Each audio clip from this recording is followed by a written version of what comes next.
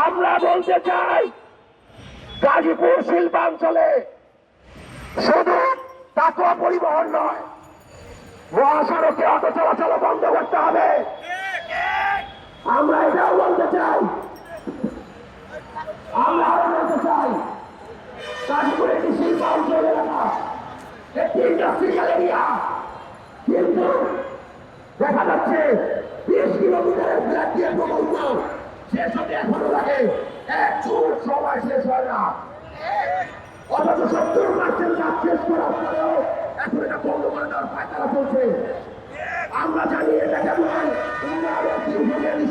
নয়, এটি আমাদের ভ্যাট ট্যাক্সের টাকার উপর প্রকাশ্যে ডাকাতি। আমরা যদি কোনো সুযোগ সুবিধা না পাই তাহলে এই ভ্যাট ট্যাক্সের টাকায় উন্নয়ন উপর এইসব প্রকল্প অর্ধেক কাজ তৈরি করে বাকিটা বন্ধ করে দেওয়ার ক্ষেত্রে যে উদ্যোগ গ্রহণ আপনারা করেন, সেই সকল আমরা তান্ত্রিক দুর্নীতিবাজদের হুঁশিয়ারি দিতে যাচ্ছি। জনগণের সামনে জবাব দিয়ে রেখে প্রস্তুত থাকেন, মেরুদণ্ডের হার বাংলা থাকবে না। আমরা এটাও বলতে চাই গাজীপুরে কারখানা শ্রমিকের অভাব নেই, কিন্তু শিল্পাঞ্চল এরিয়াতে অটো চলাচল এতটাই সহজলভ্য হয়েছে যে বাংলাদেশের কেন্দ্রবিন্দু এই গাজীপুর এখন কর্মসংস্থানহীন।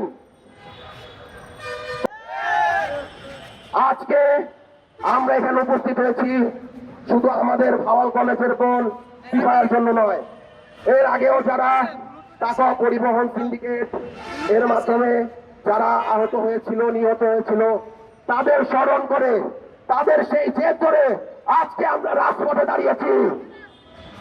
আমরা আমাদের 3 দফা দাবি রাজপথ থেকে আদায় করবো আপনাদের সাথে নিয়ে। আমাদের দাবি হচ্ছে এই ঘাতক তাকওয়া পরিবহনকে আজকেই গাজীপুরের মহাসড়ক থেকে বিতাড়িত করতেই হবে।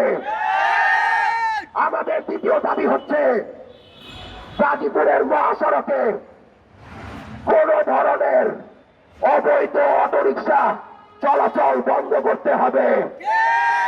নিরাপদ সড়ক ব্যবস্থাপনায় প্রশাসনের গুরুতর ভূমিকা রাখতে হবে।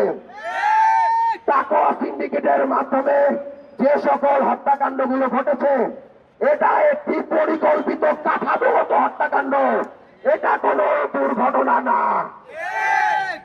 আমরা বলতে চাই প্রশাসন যেন তার জায়গা থেকে সুদৃঢ় দায়িত্ব পালন করে। গাজীপুরের রাস্তায় আর কোনো খুন খারাপি আমরা দেখতে চাই না।